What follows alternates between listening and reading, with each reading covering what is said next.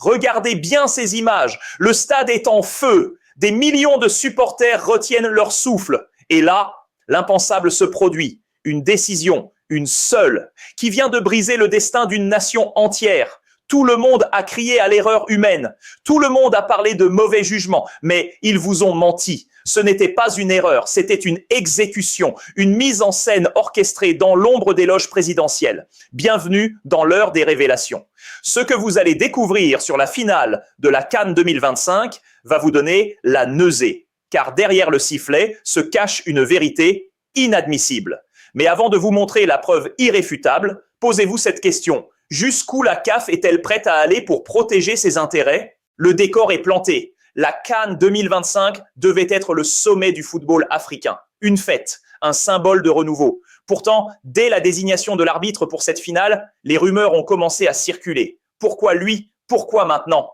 Dans les couloirs des hôtels de luxe de la capitale, les murmures étaient glacieux. On parlait de mission, on parlait de directive. Le match commence. L'intensité est totale. Mais très vite, une anomalie frappe les observateurs les plus avertis. L'arbitre ne court pas, il surveille, il attend son moment. Chaque contact est jugé avec une dualité révoltante. D'un côté, une tolérance absurde. De l'autre, une sévérité qui ressemble à de la persécution.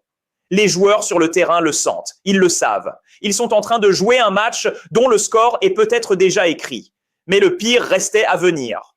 À la 42e minute, l'incident se produit. Une action nette, une faute flagrante dans la surface de réparation. Le stade entier s'arrête de respirer. Le monde entier attend le coup de sifflet. Mais l'arbitre reste de marbre. Il fait signe de continuer. Pourquoi a-t-il ignoré l'évidence? C'est là que notre enquête commence, car ce silence radio était loin d'être gratuit. Nous avons analysé chaque seconde de cette finale. Nous avons consulté des experts en arbitrage international qui préfèrent rester dans l'ombre. Leurs conclusions sont sans appel. Les statistiques de ce match sont mathématiquement impossibles sans une intention délibérée. Comment expliquer que la VAR n'ait jamais interpellé l'arbitre central sur cette action? Comment expliquer que les communications radio de cette soirée aient été accidentellement corrompu? C'est une trahison envers le sport. C'est une insulte envers chaque supporter qui a payé sa place à la sueur de son front. Nous avons réussi à mettre la main sur un document interne, une note confidentielle circulant entre les officiels de la CAF quelques heures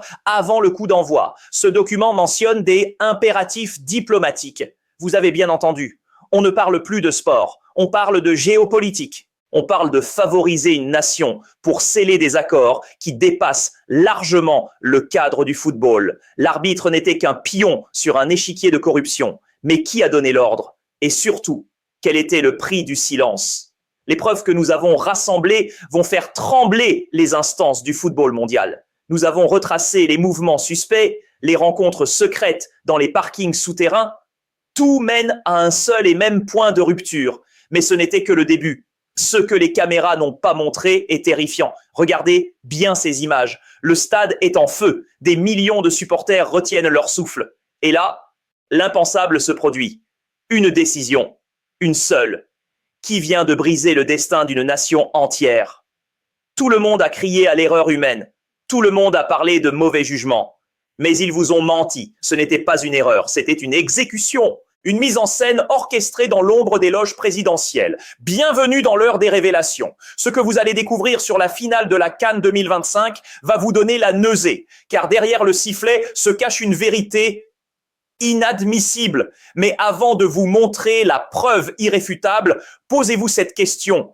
Jusqu'où la CAF est-elle prête à aller pour protéger ses intérêts? Le décor est planté. La CAN 2025 devait être le sommet du football africain. Une fête, un symbole de renouveau. Pourtant, dès la désignation de l'arbitre pour cette finale, les rumeurs ont commencé à circuler. Pourquoi lui? Pourquoi maintenant? Dans les couloirs des hôtels de luxe de la capitale, les murmures étaient glacieux. On parlait de mission, on parlait de directive. Le match commence. L'intensité est totale.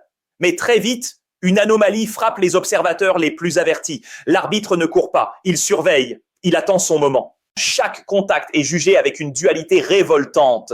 D'un côté, une tolérance absurde, de l'autre, une sévérité qui ressemble à de la persécution. Les joueurs sur le terrain le sentent, ils le savent. Ils sont en train de jouer un match dont le score est peut-être déjà écrit, mais le pire restait à venir. À la 42e minute, l'incident se produit.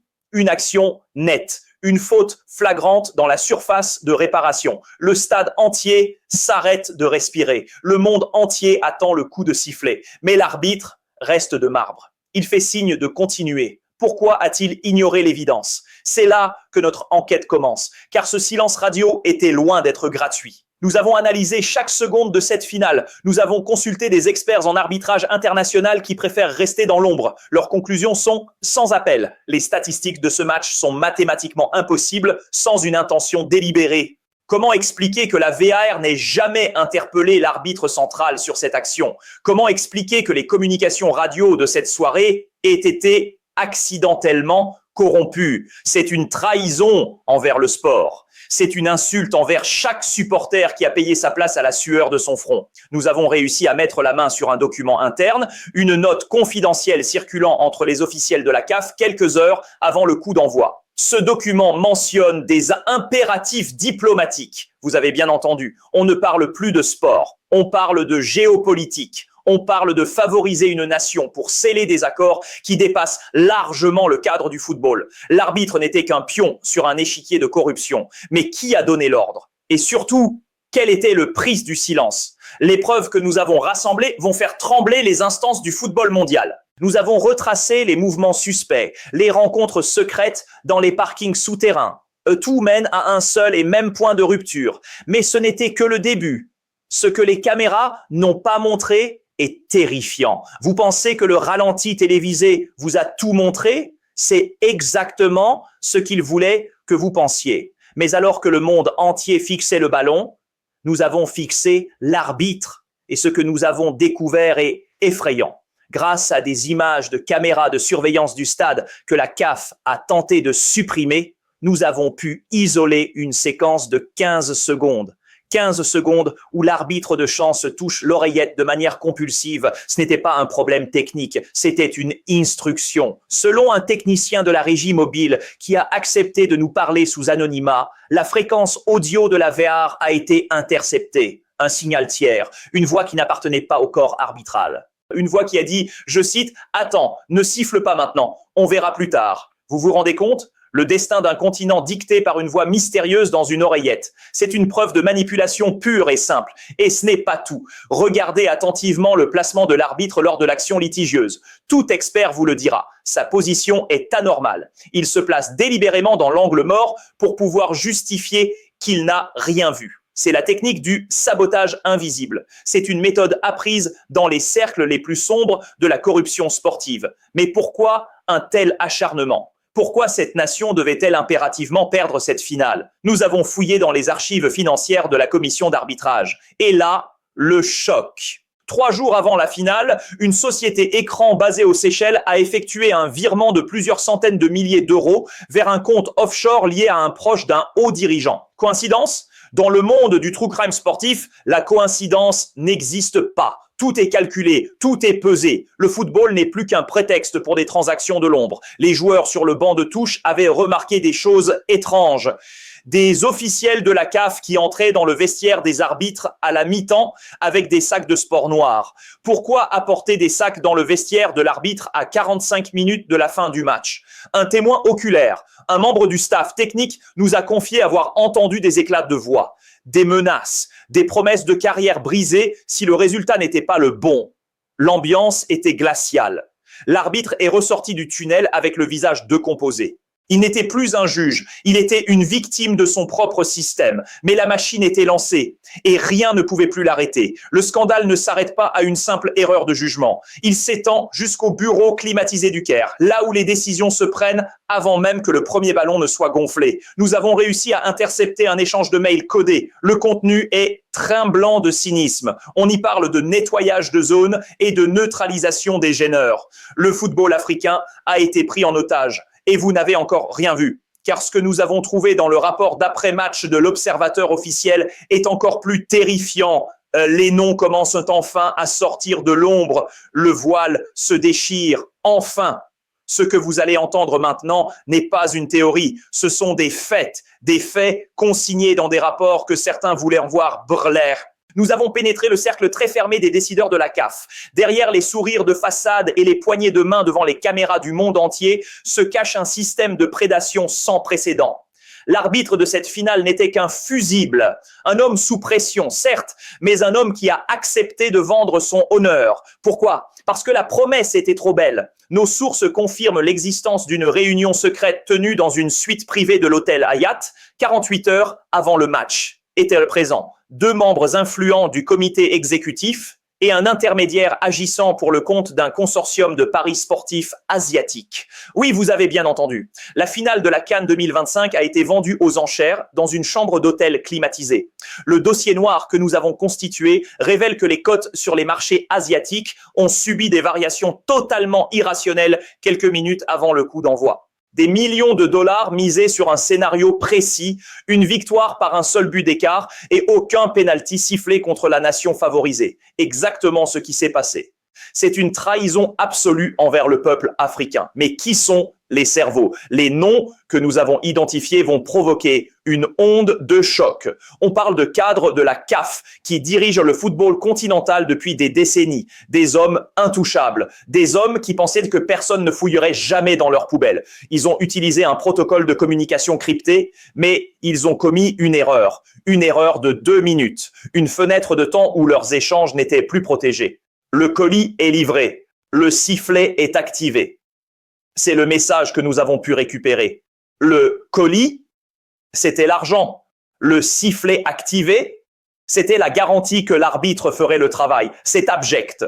Pendant que vous pleuriez de rage devant votre écran, ils comptaient leur commission. Pendant que les joueurs se battaient avec leurs tripes sur le terrain, les dés étaient déjà pipés. Mais attendez, car le scandale remonte encore plus haut. Nous avons découvert que la désignation de l'arbitre a été changée à la dernière minute. Le nom initialement prévu par la commission d'arbitrage a été rayé de la liste. Pourquoi ? Parce qu'il était jugé trop intègre, ingérable. Ils avaient besoin d'un homme docile, un homme avec des dettes, et ils l'ont trouvé. Nous avons retracé le parcours de cet arbitre les mois précédant la finale. Des séjours tous frais payés dans des complexes de luxe, des cadeaux de plusieurs dizaines de milliers de dollars sous forme de montres et de voitures. Tout est documenté, tout est là.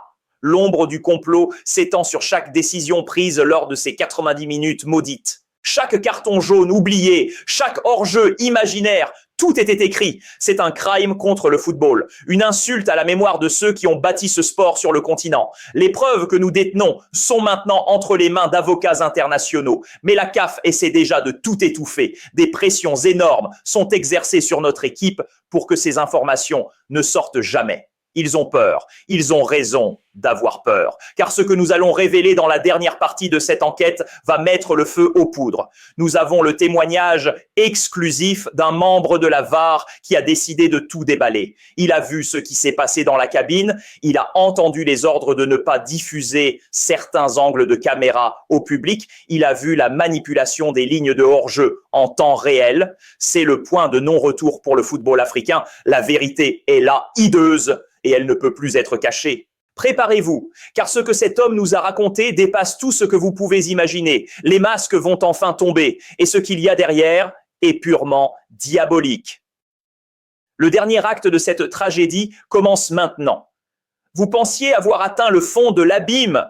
Détrompez-vous. Ce que nous venons de découvrir dans les serveurs de sauvegarde de la régie technique est monstrueux. Il existe un dossier que la CAF a tenté de formater 3 fois, mais les traces numériques ne s'effacent jamais totalement. Nous avons récupéré les angles de vue caméra 14 et caméra 22. Ces caméras n'ont jamais été diffusées en direct. Pourquoi ? Parce qu'elles montrent la scène sous un angle qui rend toute contestation impossible. Sur l'action du pénalty oublié, la caméra 22 montre l'arbitre de touche lever son drapeau. Oui, vous avez bien entendu, l'arbitre assistant avait signalé la faute. Il a maintenu son drapeau levé pendant exactement 4 secondes. Puis, on le voit soudainement se figer. Il porte la main à son oreillette. Son visage se décompose. Il baisse son drapeau avec une lenteur terrifiante, comme si une force invisible lui brisait le bras. Qui a donné l'ordre d'ignorer le signal de l'assistant? Nous avons croisé ces images avec le journal des appels de la cabine VAR. À cet instant précis, un appel extérieur a été passé depuis une ligne enregistrée au siège d'une puissante corporation pétrolière. Le football n'était plus qu'une monnaie d'échange pour des contrats d'exploitation de ressources naturelles. Une nation devait gagner pour que des pipelines puissent être construits. C'est la définition même de l'infamie. Nous avons infiltré le système de messagerie d'un des officiels de liaison. Ce que nous avons lu est une insulte à chaque fan de football. Le deal est scellé. Si l'arbitre hésite, rappelez-lui son dossier bancaire à Dubaï. Voilà comment on gère une finale de CAN en 2025. On ne parle pas de tactique, on ne parle pas de talent, on parle de chantage. L'arbitre central était piégé, une marionnette dont les fils étaient tirés depuis des bureaux feutrés à des milliers de kilomètres du stade. Mais attendez, le scandale devient personnel. Nous avons réussi à identifier l'homme au costume gris que l'on voit chuchoter à l'oreille du président de la CAF juste après le coup de sifflet final. Ce n'est pas un officiel sportif, c'est un facilitateur connu pour avoir manipulé des élections dans plusieurs pays. Sa présence sur la pelouse est une anomalie majeure. Que faisait-il là? Il était venu s'assurer que le résultat commandé était bien validé. Et pour ceux qui doutent encore, regardez les vestiaires. Nous avons obtenu le témoignage d'un agent de sécurité qui était posté devant la porte des arbitres à la fin du match. Il a vu l'arbitre de la finale effondré en larmes.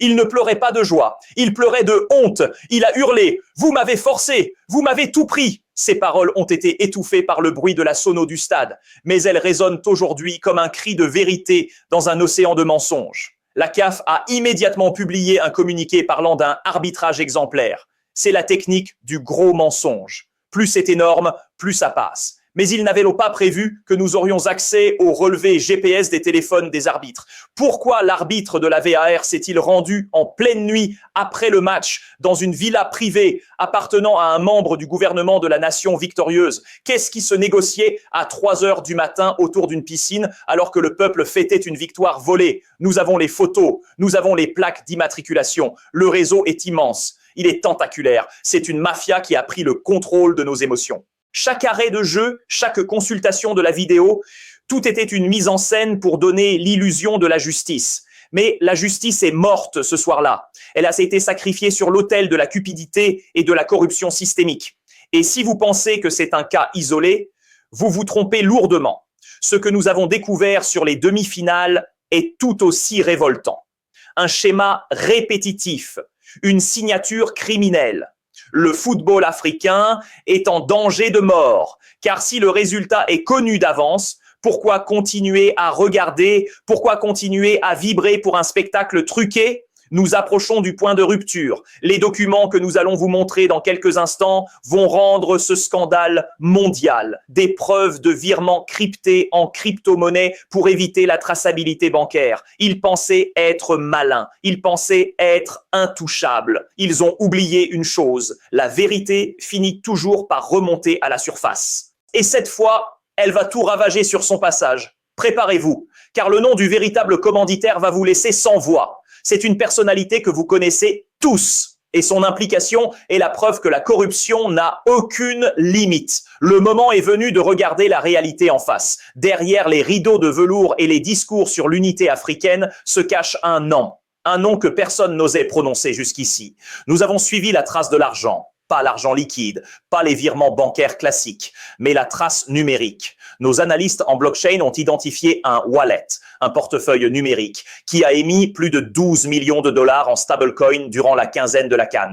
Les transactions étaient synchronisées, à la minute près. À chaque fois qu'une décision arbitrale majeure changeait le cours d'un match, un flux massif de tokens partait vers des comptes basés aux Émirats arabes unis. Et qui est le propriétaire réel de ce portefeuille? Les données de métadonnées que nous avons extraites pointent vers une société de conseil sportif basée à Casablanca, liée directement à un conseiller spécial de la présidence de la CAF. Oui, le loup est dans la bergerie. Le commanditaire n'est pas un étranger. C'est l'un des architectes du football continental, un homme qui dîne à la table des chefs d'État, un homme qui a transformé la passion de 1,4 milliard d'Africains en un gigantesque casino privé. Nous avons intercepté un message vocal envoyé sur l'application Telegram, récupéré sur un téléphone saisi par la police lors d'une perquisition annexe. La voix est reconnaissable entre mille. Elle dit Assurez-vous que le Maroc ne soit jamais mis en danger. Le deal avec le diffuseur dépend de leur présence sur le podium. Vous entendez? La vérité est là, crue, violente. Le sport a été vendu au plus offrant pour garantir des audiences et des contrats publicitaires. L'arbitre de la finale n'était qu'un exécutant de ce plan machiavélique. On lui avait promis une promotion au rang d'arbitre FIFA Elite ainsi qu'une villa dans une station balnéaire huppée en échange de son âme. Mais le complot va encore plus loin. Pour masquer ces flux financiers, ils ont utilisé des faux contrats de sponsoring, des entreprises de construction qui n'existent pas, des agences de marketing sans employés, tout un écosystème de sociétés écrans destinées à blanchir l'argent de la triche. Nous avons le listing de ces entreprises. Nous avons les noms des prête-noms. Certains sont des anciens joueurs de légende qui ont accepté de salir leur héritage pour quelques liasses de billets. C'est une insulte à l'histoire du football, une trahison qui dépasse l'entendement. Les supporters qui ont pleuré dans les tribunes, les enfants qui rêvaient de voir leur nation triompher, ils ont tous été les victimes d'un système de prédation. Mais pourquoi maintenant? Pourquoi une telle audace? Parce qu'ils se croient au-dessus des lois, parce qu'ils pensent que la justice sportive est une blague. Ils ont même créé une cellule de crise pour surveiller les réseaux sociaux, une armée de trolls payés pour discréditer tous ceux qui, comme nous, cherchent la vérité. Ils vont essayer de supprimer cette vidéo. Ils vont essayer de bloquer notre chaîne, mais les preuves sont déjà partout. Nous avons envoyé des copies de ces serveurs à 3 grands quotidiens internationaux. Le compte à rebours est lancé. L'arbitre de touche, celui que nous avons vu baisser son drapeau sous la contrainte, a fini par craquer. Il a déposé un témoignage sous scellé auprès d'un juge à Zurich. Dans ce document de 40 pages, il détaille comment on lui a montré des photos de sa famille pour le forcer à obéir. C'est du gangstérisme pur. On ne parle plus de football, on parle de méthode de la mafia. Le silence des autres nations est aussi assourdissant. Pourquoi personne ne proteste ? Parce que beaucoup ont aussi profité du système à d'autres niveaux. C'est un pacte de silence global. Mais ce soir, ce pacte est brisé. Nous avons réussi à obtenir l'enregistrement de la réunion de débriefing de la commission d'arbitrage. Un enregistrement clandestin réalisé par un membre indigné. On y entend des rires, des plaisanteries sur le penalty non sifflé. Il se moque de nous, il se moque de vous. Le mépris est total, mais attendez, car le document le plus explosif arrive maintenant, un contrat de transfert de fonds prédaté qui prouve que le vainqueur de la CAN était désigné 2 mois avant le match d'ouverture. Chaque match de poule, chaque 8e, tout n'était qu'une parodie pour nous amener là où il voulait. La colère monte, et elle doit monter, car ce qui arrive dans la prochaine phase de cette enquête est encore plus incroyable. On parle d'une implication directe de certaines agences de renseignement. Le football est devenu le terrain de jeu des espions. Et vous n'imaginez pas à quel point le piège s'est refermé sur nous. Le système pensait être infaillible. Il pensait que le silence s'achète avec des villas et des comptes aux Seychelles. Mais ils ont oublié une chose. Le peuple.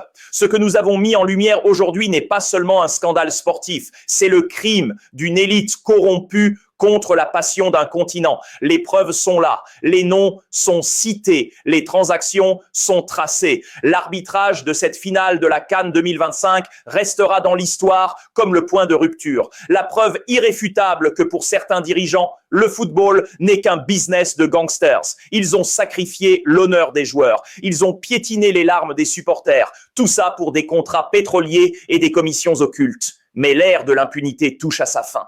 Aujourd'hui, vous détenez la vérité. Vous savez maintenant que les ralentis ont été manipulés. Vous savez que les arbitres ont été menacés dans leur chair. Vous savez que le trophée n'a pas été gagné.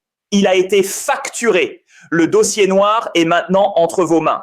Partagez cette vidéo massivement. Faites circuler les noms. Car le seul moyen de briser ce système, c'est de l'exposer à la lumière crue du monde entier. Ils ne peuvent pas faire taire des millions de voix. Ils ne peuvent pas effacer la honte qui pèse désormais sur leurs épaules. La CAF doit rendre des comptes. Les coupables doivent être bannis à vie. Le football africain ne pourra renaître que sur les cendres de cette mafia. Restez connectés, ce n'est que la première salve. D'autres documents arrivent, d'autres révélations vont tomber, car nous n'arrêterons jamais de fouiller dans leur zone d'ombre. La vérité est une arme, et nous venons de presser la détente. Merci d'avoir regardé. Justice pour le football, justice pour l'Afrique, c'était l'heure des révélations. À très bientôt pour la suite du carnage